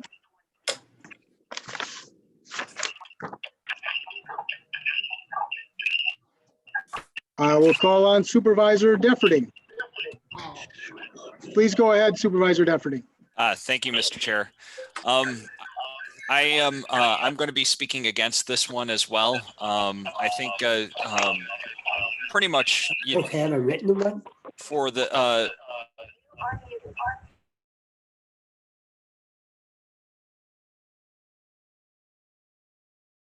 right now for Winnebago County. I just as of right now, the evidence from what I've seen is that the hospitals are not. There is no overflow in the hospitals, and I understand there are certain conditions where somebody may not want to be home with someone that has COVID-19. But I don't think that it's actually worthy for us, for the county, to get involved. I definitely think that that local groups and local nonprofits can certainly help out and pitch in and work with people to find shelter for them. But I don't think that this is warranted. This is a problem that's big enough for us to enter this particular contract with the Doubletree. So I vote against it. Thank you. Thank you, Supervisor Defferting. Next speaker is Supervisor Eisen, followed by Supervisor Lenz. Please go ahead, Supervisor Eisen. Thank you, Mr. Chairman. I would like to ask for a clarification of the agreement in respect to the rates. I see under the rate paragraph that the expense is $75 a room for up to 5 rooms, and that the rate is $65 per room up to 10 rooms. Does that mean that the 6th room is going to be $65? Or do you just rent it by a lot, a round number of 10 rooms? Or do you just rent the whole floor? And I hear that there's a maximum of 2 floors that is available. Please clarify the rate expense because it's unclear from the way I'm looking at it. Thank you, Supervisor Eisen. I will call on Director Gearin. Thank you, Chairman Ramos. The intent of the agreement here is that we would rent up to 5 rooms at that first rate. Once we exceeded 5 rooms, we would go to 10, and that would be at the lower rate. And if we went past 10, we would rent the whole floor at the 3rd rate. This is fairly generous in that that floor cannot be used for anything else. So if we are paying for 5 rooms, none of the remaining rooms on that floor are going to be used by the hotel. And so it's a way for us to only pay for 5. And then at that 75, as soon as we go to 5, we go up to 10. If we go to 6, it's basically 10 at that lower rate. And then the whole floor, which is basically 18 rooms, would be at the $55 rate. So it's a block rate. It's you either rent 5 rooms, 10 rooms, or 18 rooms. That is correct. Thank you. Thank you, Supervisor Eisen, and thank you, Director Gearin. I'll next call on Supervisor Defferting. Thank you, Mr. Chair. I'm aware that we actually do have a person from Neenah City Council, Alderperson Boyette here, and she has some information that might be relevant to this particular resolution. And I'd like to get the opinion of the chair if we could actually call upon her to provide some information on this, with your permission, Mr. Chair. I'm going to go ahead and allow that. We normally don't do that, but I'm going to go ahead and allow that. But I need to know which number she is at to call on her. All right. I need the last 3 digits of her phone number. Sure thing. 1 second here.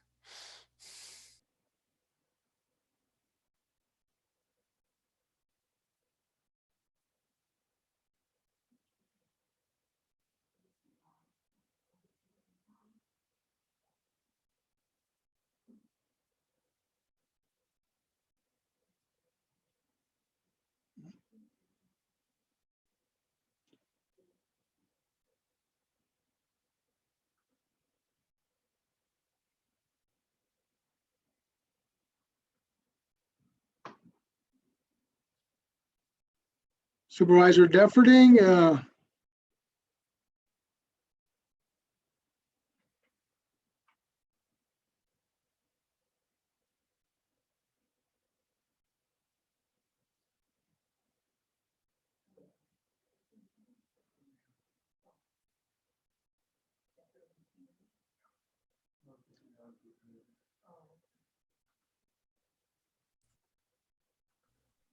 Thank Supervisor? you. Yeah, you had me on mute there. So it's 3393 is the last 4 digits. 3393.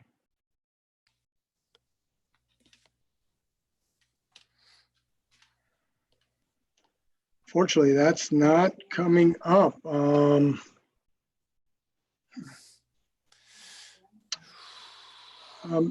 Is there a guest name she is under? It's under iPhone. It just simply listed as iPhone. Here we go. Okay, very good. Alderperson Boyette, you have the floor.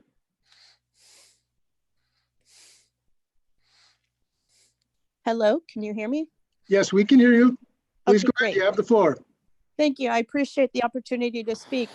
I've been following most of your meeting, and I'm kind of concerned the fact that we being the city, were not involved in any of this knowledge. When we had a presentation at our council meeting last Tuesday with Doug and Dr. Andruzzi from Theta Care, and nobody spoke of this plan in the works. No, I understand, because I'm on the city council, that these things take longer than 7 days to put together, to get it to a vote or to get it on an agenda for a vote. So this certainly was in the works and could have been mentioned, or at best a transparency, courtesy, professional phone call to our mayor to let us know what's going on within our own city. This facility is a block from City Hall.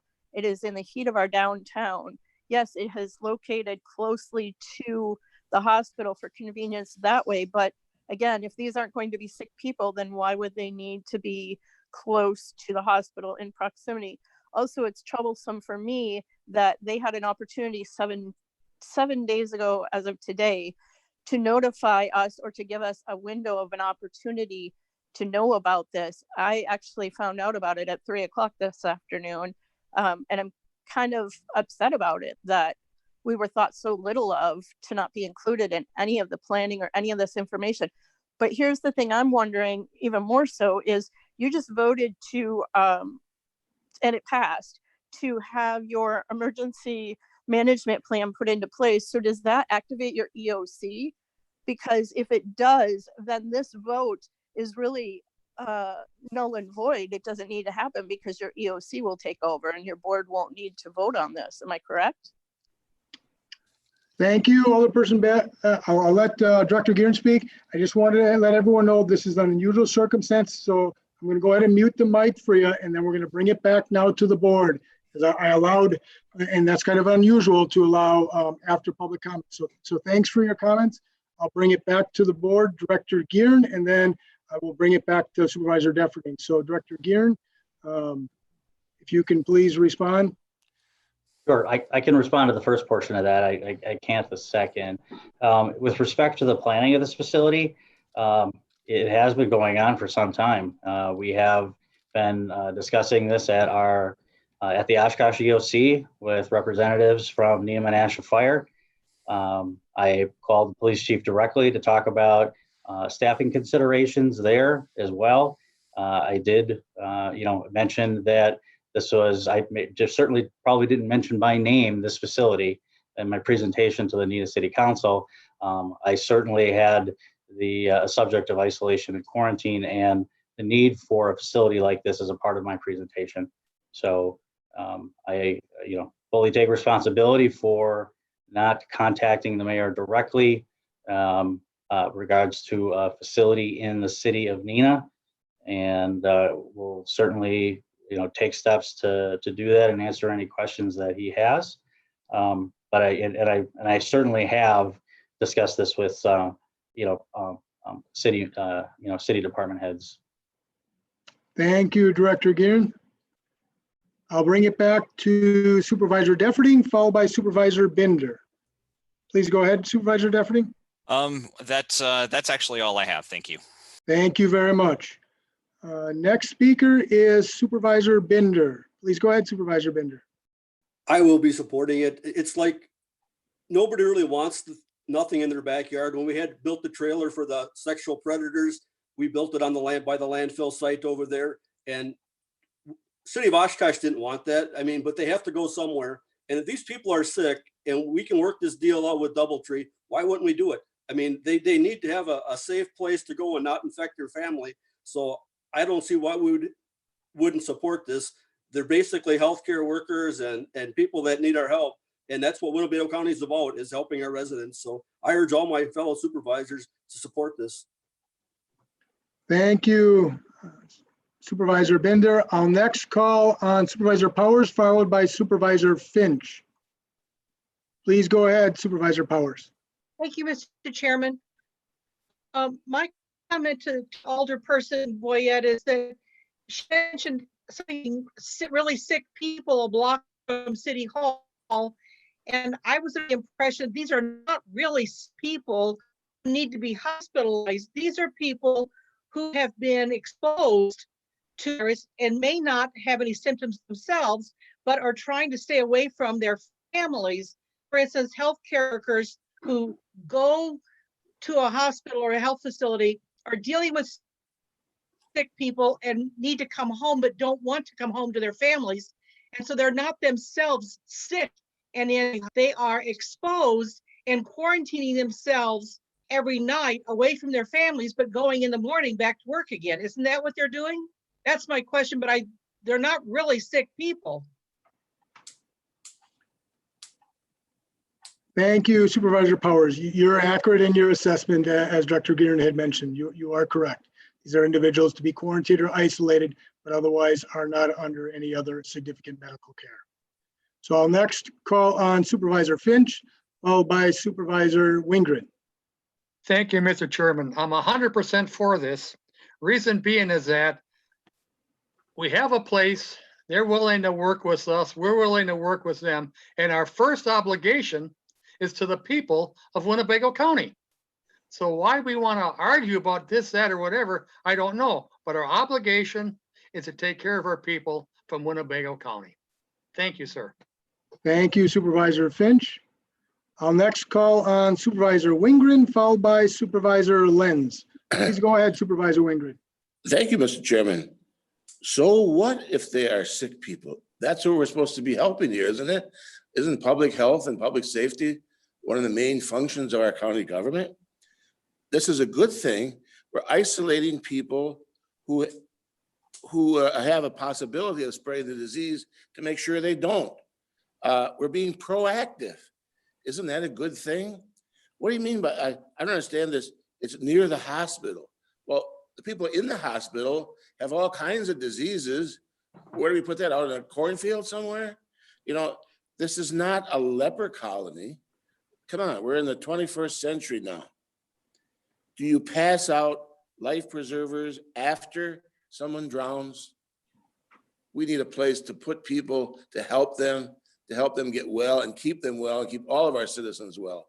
That's what government is all about, folks. Thank you very much. Thank you, Supervisor Wingren.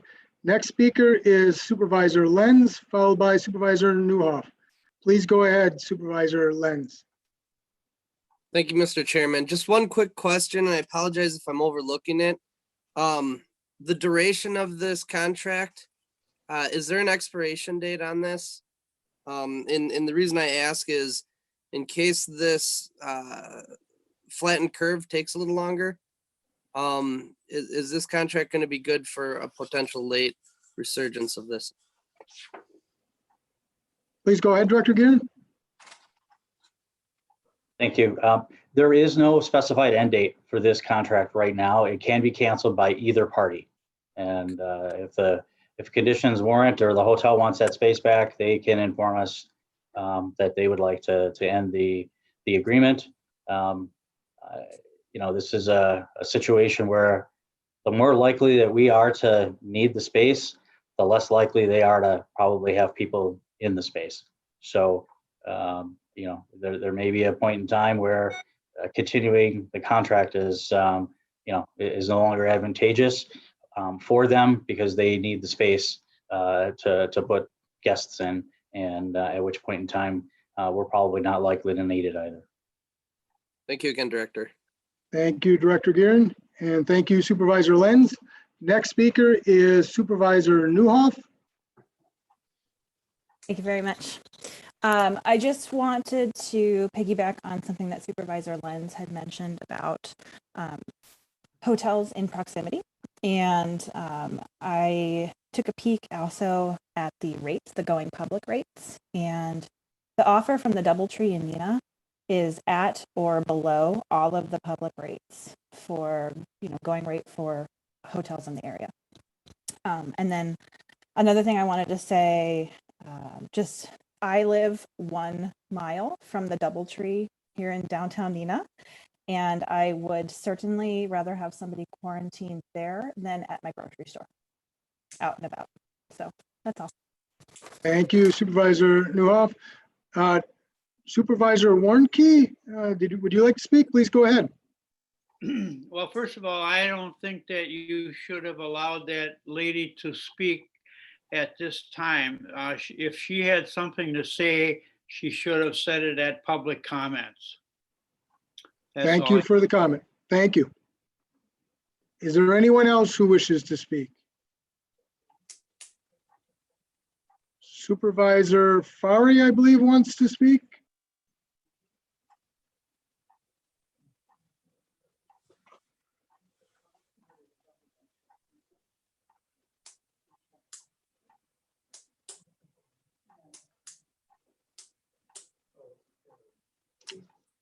I'm going to go ahead and unmute. Supervisor Fari, did you want to speak? Yes, I did. Can you hear me, Mr. Chairman? Yes, but give me one moment. Let me try to locate you. Unfortunately, I'm having difficulty finding you.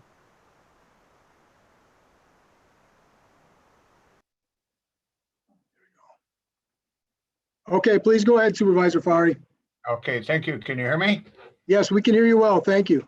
My thoughts are the intent is good, but I'm a little troubled that Mr. Crawford, the mayor of the city of Neenah, wasn't notified. I think out of respect, certainly something goes on in our county, we want to be assured the county exec is notified. So I'm a little troubled by that at least somebody didn't take the time to call him and tell him what the intent was here. So I think perhaps the best thing is, do we have to do this right now tonight? Or this can wait and maybe improve the process? Thank you, Supervisor Fari. I will call on Director Gearin. Please go ahead, Director Gearin. Thank you. This is about being ready, and the whole point of bringing this to the county board tonight, in the way it was to try to help expedite the movement forward on this contract so that we could confidently move ahead with this resource. So we certainly would prefer it be done tonight. Thank you, Director Gearin. Anything further, Supervisor Fari? I think I'm going to take a position of abstaining here. I really think we should inform the mayor. I would support it, but not doing that, I think, is a little troubling. Thank you, Supervisor Fari. Is there anyone else who wishes to speak on the resolution? I see a couple more. First, I'll call on Supervisor Brunn, followed by Supervisor Shorsey. Please go ahead, Supervisor Brunn. Yes, I'd just like to say that earlier in the meeting, I did see Mayor Crawford in the meeting for a while, and for some reason he's not with us anymore, but he was in the meeting earlier. Thank you, Supervisor Brunn. Next speaker is Supervisor Shorsey. Please go ahead, Supervisor Shorsey. Thank you, Mr. Chairman. I think it's unfortunate that the lines of communication in Neenah are not very good, but I think because Doug is working with the people who are on the front line doing the planning, it would have been a nice to do thing, but it was really more the responsibility of whoever it is that's leading up their emergency program to talk to their boss about what's being planned. So I don't see it as a reason to not move forward. I do think we have to be prepared, especially if we get a bump up, and it's as much responding to current needs as it is our future needs. So I will support this. Thank you. Thank you, Supervisor Shorsey. Next speaker is Supervisor Buck. Please go ahead, Supervisor Buck. Thank you, Mr. Chairman. Just for an example, Milwaukee built a 750 bed facility at State Fair Park. in hopes that they don't need it. So I will also be supporting this amendment tonight. And, hopefully we don't need to use the Doubletree, but if we do need it, it's there for us to use. So that's all I have. Thank you, sir. Thank you very much, Supervisor Buck. Just to clarify, Supervisor Snyder, did you want to speak? I just wanted to make sure that I wasn't missing you. No, I didn't. I just, I tapped on the go faster button. Very good. Understandable. Thank you, Supervisor Snyder. Last call. Anyone who else wishes to speak on resolution number 007-04-2020? Anyone else? Seeing none, we're going to go ahead and do the equivalent, I guess, of a roll call vote on this. And if you look on the bottom right, you should see a yes or no option. Okay? Click yes if you approve resolution number 007-04-2020. Vote no if you don't. And I'm going to unmute everyone. Can everyone see that? I cannot see it. I can't see it. I don't see it. don't see it either. Don't see it. I think it'll pass. I didn't see the flag before either. Okay. I don't think the I'm call-ins about a can half vote. of you see it. So I am going to go ahead and mute you all.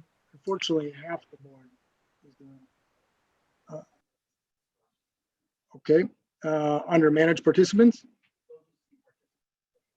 Okay. If we're going to try this one more time, if you look and you click participants, then you should have the option to click yes or no on the right. For all those who haven't voted, can you see that now? I can see that more are doing it now.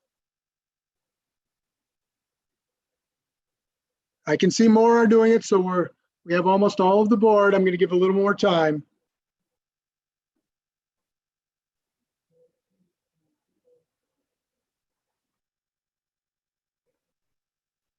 Okay, I'm going to open up the mic. I'm going to ask, is there anyone who was not able to vote that way? 29 voted that way, so I just need to know, was there anyone who was not able to vote that way? Okay. Mr. Chairman. Supervisor Fowler, you were not able to vote that way? There's no abstaining there. Right. Supervisor Fowler? You press halfway in between. I'm going to go ahead and mute all. Supervisor Fowler, go ahead.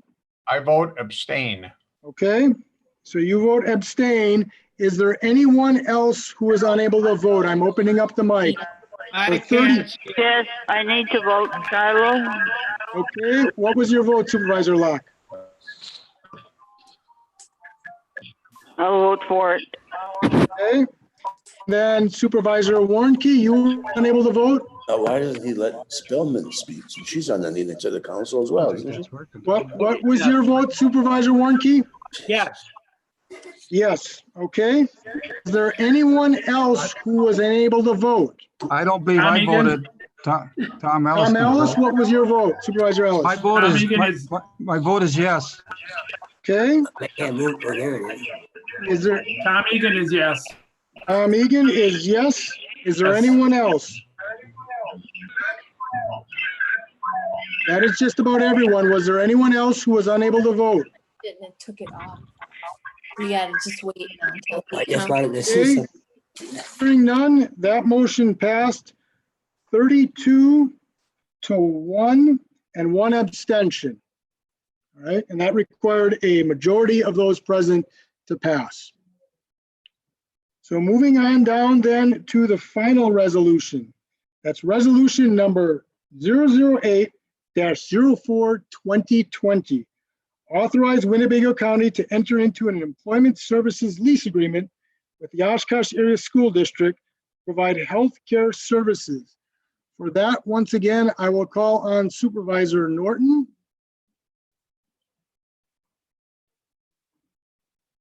Please go ahead, Supervisor Norton.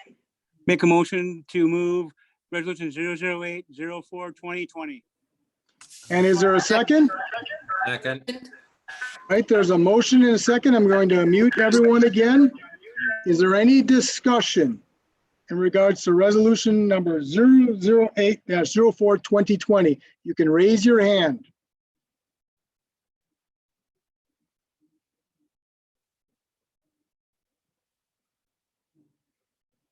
Now I'm going to unmute all because I don't see anyone who has raised their hand. Is there anyone who meant to raise their hand? Shiloh? Yes, go ahead, Supervisor Locke. I'm going to, first, let me mute everyone, Supervisor Locke, and then I'll call on you.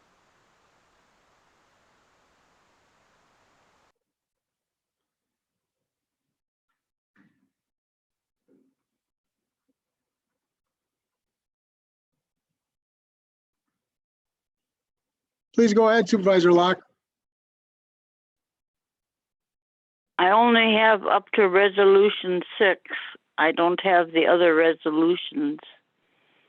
I don't know what they are. So this is the resolution 008-04-2020. It's to authorize Winnebago County to enter into an employment services lease agreement with the Oshkosh Area School District to provide healthcare services. Okay, thank you. Thank you, Supervisor Locke. Is there anyone else who wishes to speak? You can just raise your hand. I see one calling. I'll call on Supervisor Powers. Please go ahead, Supervisor Powers. Thank you, Mr. Chairman. I would tell Supervisor Locke that these were amendments that Sue Ertmer sent out, and she can probably find it online, but they're also in the packet, but not numbered. Yes, and thank you for that reminder. So Supervisor Locke, it is online. If you go to the Winnebago County website and go under meetings and agenda, you will find it as the last resolution for this evening. Thank you for that clarification, Supervisor Powers. Is there anyone who wishes to speak on this resolution? Okay, seeing none, I'm going to go ahead and open up all the mics and we'll do a voice. All those in favor say aye. Aye. Aye. Motion carries unanimously. I'm going to mute all again.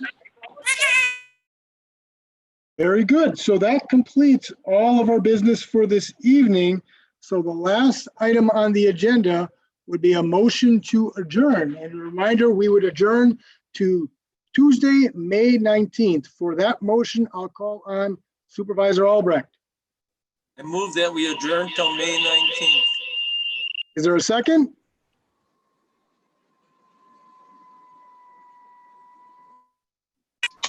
All those in favor say aye. Aye. Aye. Opposed? Motion carries unanimously. We are all adjourned. Thank you, everyone. You have a safe remainder of April and May. Kind of behind the time, you can see that. Thank you, everyone. Thank you. And I think I really wasn't too bad for a while, but I didn't stay with it. Whose cat is that? Okay. I wonder if they're